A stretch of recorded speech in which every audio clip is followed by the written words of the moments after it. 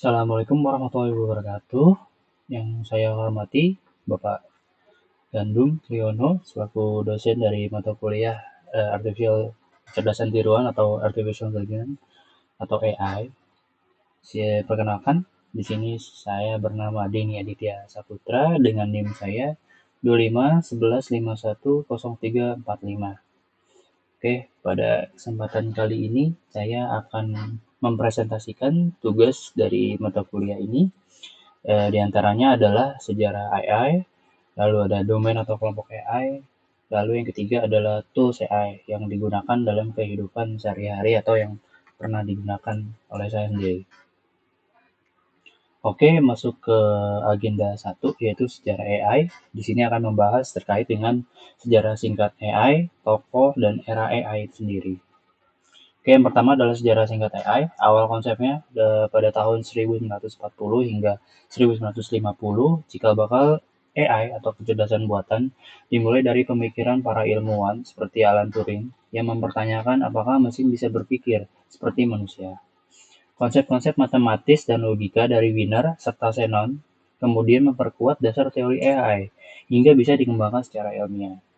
Oke, di sini ada beberapa tokoh dari sejarahnya AI, yaitu si Bapak Alan Turing, ada Norbert Wiener, dan juga Claude Shannon. Oke, slide berikutnya saya akan menjelaskan tentang tokohnya, pertama yaitu Alan Turing. Alan Turing dikenal sebagai pelopor utama kecerdasan buatan. Ia memperkenalkan konsep Turing Machine dari dasar dari cara komputer modern itu bekerja. Pada tahun 1950, Turing menulis makalah berjudul Computing Machinery and Intelligence yang memperkenalkan Turing Test, sebuah cara untuk menguji apakah mesin bisa berpikir seperti manusia. Pemikirannya menjadi fondasi bagi seluruh perkembangan AI yang kita kenal saat ini. Lalu berikutnya ada pioneers yang lain, yaitu Bapak John McCarthy, dikenal sebagai sosok yang menciptakan istilah AI pada tahun 1956 dalam konferensi Dartmouth. Ia juga mengembangkan bahasa pemrograman LISP, yang kemudian menjadi bahasa utama dalam penelitian AI selama puluhan tahun. Pemikiran McCarthy membuka jalan bagi para pengembang sistem komputer yang mampu belajar dan beradaptasi layaknya manusia. Yang ketiga adalah Marvin Minsky. Marvin Minsky adalah salah satu pendiri MIT Artificial Intelligence Laboratory dan dikenal sebagai tokoh penting dalam pengembangan teori tentang bagaimana otak manusia bekerja. Ia memperkenalkan konsep Society of Mind, yaitu ide bahwa kecerdasan muncul dari kerjasama antara banyak proses sederhana. Minsky berperan besar dalam membentuk arah riset AI pada dekade dari tahun 1960 hingga 1980. Berikutnya ada Bapak Norbert Wiener. Ia adalah seorang ilmuwan matematika yang memperkenalkan konsep cybernetika, teori yang menjelaskan hubungan antara manusia, mesin, dan sistem kontrol. Pemikirannya tentang komunikasi dan umpan balik atau feedback menjadi dasar bagi sistem otomatis modern, mulai dari robotika, pengendalian mesin, hingga jaringan komputer. Karena itu, Bapak Wiener ini sering disebut sebagai salah satu bapak teori sistem AI atau sistem kecerdasan. Berikutnya adalah Geoffrey Hinton. Dia adalah dikenal sebagai salah satu the godfather of deep learning. Ia memperkenalkan cara melatih jaringan saraf tiruan atau neural network agar bisa belajar seperti otak manusia. Dia melakukan penelitian yang bernama Hinton, maka lahirlah teknologi seperti face recognition atau pengenalan wajah, voice over atau suara, dan model generatif yang digunakan oleh AI seperti tools itu adalah ChatGPT. Oke, berikut adalah era AI. Era AI dimulai dari era machine learning dari tahun 1980 hingga tahun 2000-an. Tahun 1980 hingga awal 2000 menjadi masa kebangkitan kembali AI lewat pendekatan machine learning. Para ilmuwan menyadari bahwa mesin tidak perlu meniru cara berpikir manusia sepenuhnya, cukup belajar dari pola data.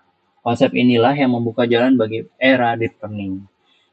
Poin penting dari era ini adalah setelah masa AI winter, para peneliti mulai berfokus pada algoritma yang bisa belajar dari data. Lalu muncul pendekatan seperti decision tree, support machine, dan Bayesian network. Lalu berfokus berpindah dari mesin berpikir seperti manusia ke mesin yang bisa mengenali pola dari data. Era ini menjadi fondasi menuju deep learning di dekade berikutnya. Di dekade berikutnya adalah era deep learning dari tahun 2010 hingga saat ini. Jadi era deep learning ini mengubah segalanya. Mesin kini mampu mengenali wajah, memahami suara, bahkan mengemudi diri sendiri. Inilah masa di mana kecerdasan buatan benar-benar terasa dalam kehidupan sehari-hari. Poin penting dari era ini adalah didorong oleh kemajuan GPU dan Big Data. Geoffrey Hinton, Ian Lenchen, dan Yoshua Bengio memperkenalkan neural network multi-layer atau deep neural network. Di tahun 2012, model AlexNet memenangkan kompetisi ImageNet dengan akurasi pengenalan gambar menjadi meningkat secara drastis. Lalu berikutnya di dekade di era AI generatif tahun 2020 hingga sekarang berada di mana mesin itu tidak hanya menganalisis tetapi juga berkreasi bersama manusia. Dari menulis, dari menggambar hingga mendesain, AI menjadi mitra kreatif yang memperluas potensi manusia. Di sini poin pentingnya adalah lahirnya model besar seperti GPT, DLA, Midjourney, Cloud, dan tools AI lainnya. AI tidak hanya mengenali data, tapi juga menciptakan konten baru, teks, gambar, musik, hingga desain. Teknologi Large Language Model atau LLM dan transformer arsitektur jadi inti dari AI generatif. Pada era ini juga berfokus seperti era modern. Di sini adalah kolaborasi manusia dengan AI dan etika penggunaan AI itu sendiri. Oke, kita masuk ke agenda 2, yaitu kelompok dan domain AI. Kelompok yang pertama atau domain yang pertama itu adalah machine learning. Machine learning itu membuat komputer bisa belajar dari data dan memperbaiki kinerjanya seiring waktu. Ini adalah fondasi utama di balik banyak teknologi yang kita gunakan, dari sistem rekomendasi YouTube hingga mobile otonom.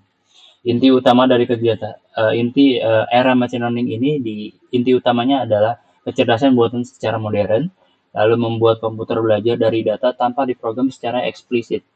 Ada 3 jenis utamanya, yaitu supervised learning, belajar dari data berlabel, dengan contohnya itu klasifikasi email dan juga spam. Unsupervised learning, menemukan pola tersembunyi, dengan contohnya itu clustering atau mencari data pelanggan. Lalu reinforcement learning, belajar dari umpan balik reward atau penalty, dengan contohnya itu sebagai robot atau game dalam bentuk AI. Lalu pada machine learning ini menjadi dasar untuk hampir semua sistem AI modern, termasuk rekomendasi, deteksi penipuan, dan analisis prediktif. Berikutnya kelompok yang kedua adalah NLP atau Natural Language Processing, yaitu adalah jembatan komunikasi antara manusia dan mesin. Berkat NLP, komputer bisa membaca, menulis, dan bahkan merespon ucapan kita secara cerdas. NLP berfokus pada pemahaman dan pemrosesan bahasa alami, menggabungkan linguistik, statistika, dan deep learning. Ada aplikasi umumnya dengan contohnya seperti chatbot atau virtual assistant yang kita kenal saat ini seperti ChatGPT, Gemini, Siri, Alexa. Dia juga sebagai penerja otomatis NLP ini seperti Google Translate. Lalu ada analisis sentimen dan teks, ulasan atau opini publik. Lalu ada speech to text dan text to speech. NLP memiliki interaksi alami antara manusia dan mesin. Berikutnya adalah computer vision. Computer vision memberikan mata bagi komputer.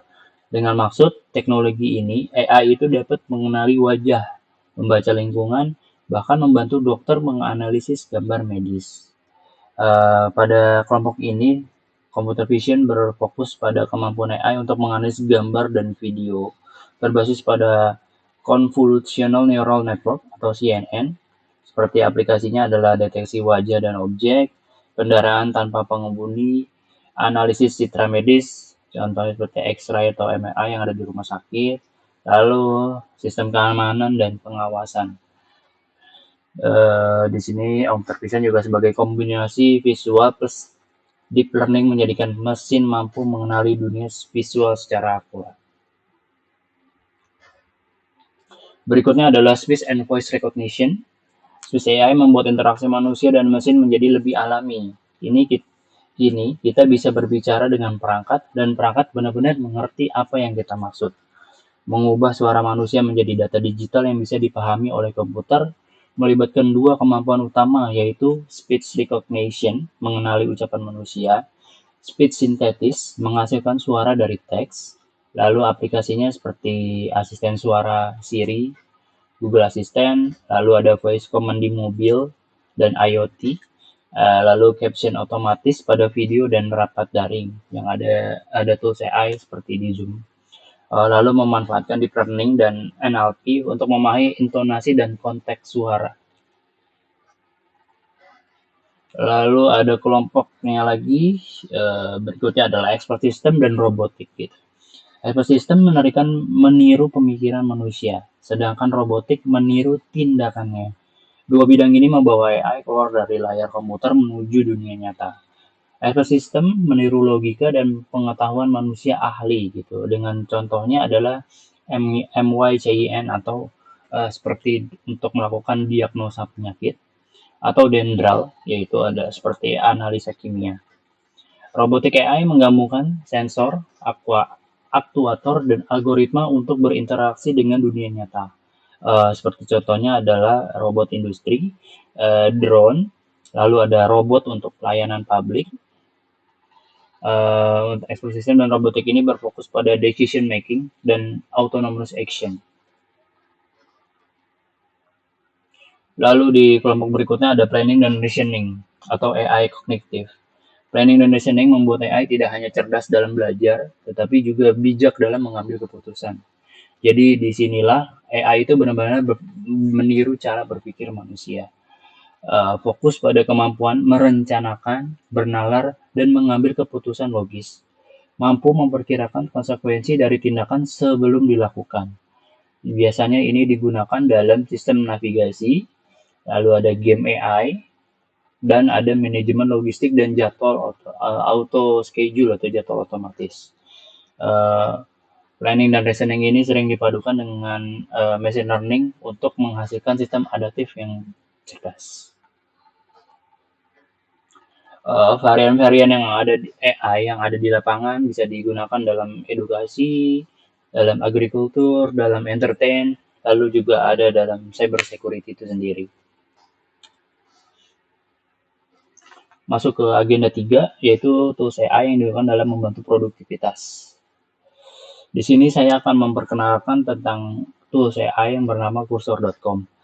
Cursor.com adalah lingkungan pengembangan modern yang dibantu oleh kecerdasan buatan atau AI.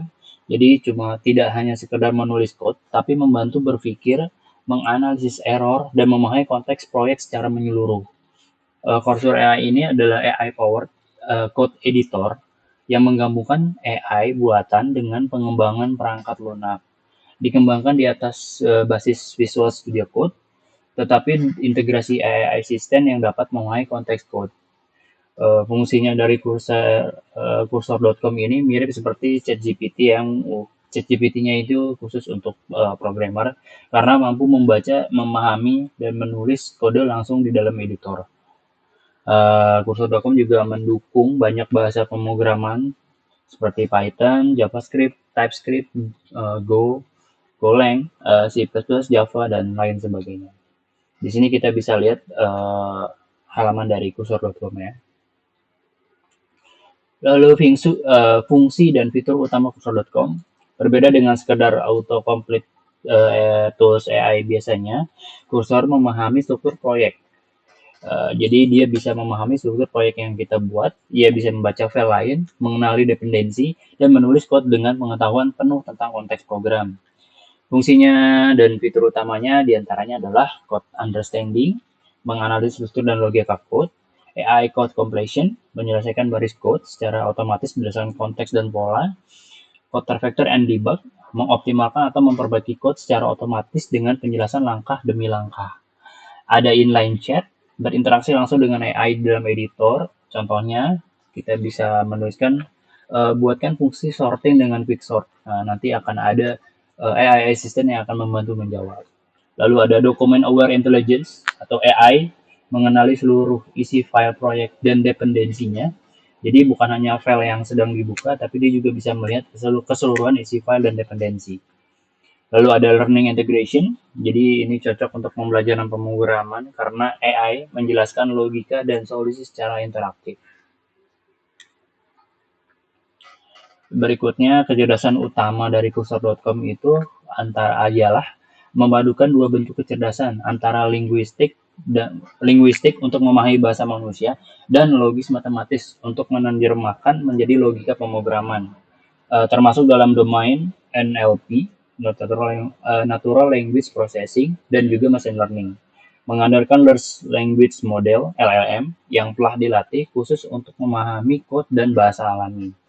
Kecerdasan utamanya adalah kecerdasan linguistik dan logis matematis karena sistem mampu memahami perintah manusia dalam bahasa natural, mengonversinya menjadi logika kode yang valid, menjelaskan langkah-langkah reasoning, penalaran yang digunakan, lalu memiliki kemampuan contextual reasoning, artinya dapat memproses kode lintas file atau lintas fungsi secara logis.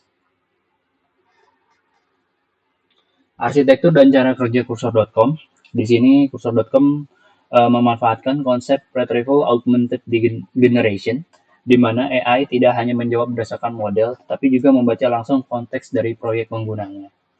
Lalu bagaimana Cursor.com ini bekerja? Yang pertama, itu ada input layer, jadi pengguna memberikan prompt atau perintah dalam bahasa natural, seperti biasanya kita melakukan prompting di ChatGPT dan yang lainnya. Contohnya seperti buatkan fungsi untuk menghitung rata-rata dari list angka. Lalu proses keduanya dia akan melakukan processing layer atau LLM engine. Permintaan dikirim ke model AI, biasanya itu berbasis GPT-4, Claude atau Mistral. Lalu model memproses konteks proyek dan memahami relasi antar file. Lalu ada konteks retrieval layer. Di sini ada sistem membaca struktur code-nya, dependensi. Kalau misalkan ada file lain juga dia baca dan komentar juga yang ada di proyek. Yang terakhir, output layer. Jadi AI-nya akan menghasilkan saran code, penjelasan, dan perbaikan langsung pada editor yang kita pakai, misalkan Visual Studio Code, dia akan langsung melakukan memberikan saran, penjelasan, dan perbaikan. Lalu penggunanya dapat meninjau dan mengedit hasilnya secara real time ya. Tentunya dia akan melakukan dari hasil prompt yang kita lakukan itu akan langsung digeneratif dari hasilnya yang dia punya. Dan kita juga bisa menganalisis hasil yang dia berikan. Lalu berikutnya adalah manfaat dan dampak Cursor.com dalam dunia kerja. Tentunya tools Cursor.com membawa paradigma baru dalam pengembangan perangkat lunak. Ya, jadi para programmer itu tidak lagi bekerja secara sendirian ya, tetapi berkolaborasi dengan AI yang memahami konteks teknis dan berpikir secara logis, memiliki produktivitas tinggi atau mempercepat proses code, debug dan dokumentasi. Di sini ada kiranya dia melakukan pembelajaran secara cerdas, membantu programmer memahami logika tanpa harus mencari manual ke dokumentasi, kolaborasi antara AI developer dengan AI dengan developer. Jadi AI berperan sebagai pair programmer cerdas yang bisa diajak berdiskusi gitu. Lalu ada integrasi multimodel. Beberapa versi Cursor mendukung plugin di GPT-4, Claude 3, dan Mistral untuk hasil yang bervariasi. Lalu di sini juga ada privasi dan keamanan. Jadi Cursor bekerja lokal dan tidak selalu mengirim seluruh code ke server untuk menjaga kerahasiaan proyek. Nah, ini jadi salah satu sistem keamanan yang dipunya oleh Cursor.com. Oke, sekian presentasi dari saya. Maaf bila masih banyak kekurangan dalam presentasi ini. Semoga apa yang saya sampaikan bisa bermanfaat. Sekian, terima kasih. Assalamualaikum warahmatullahi wabarakatuh.